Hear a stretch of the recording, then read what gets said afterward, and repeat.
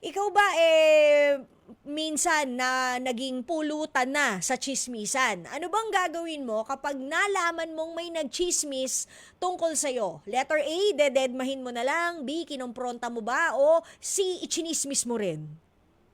Para po kasi sa akin, letter B, para malaman ko yung kung ano talaga yung sa side niya. Kasi kasi kung magko-comport ka naman po ng isang tao, hindi mo kailangan magalit, kailangan mo lang Tama. nakausapin siya na may nahon. Oo. Uy, balita ko.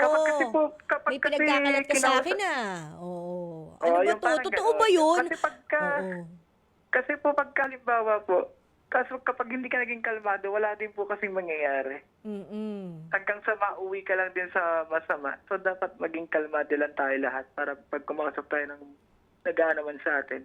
Mm-mm. So, mas maganda i-confront mo in a good way. Hindi yung kukumprontahin Yes, mo na pa. mainit ang ulo, na galit ka na agad. Kukumprontahin mo Opo. ng malumanay.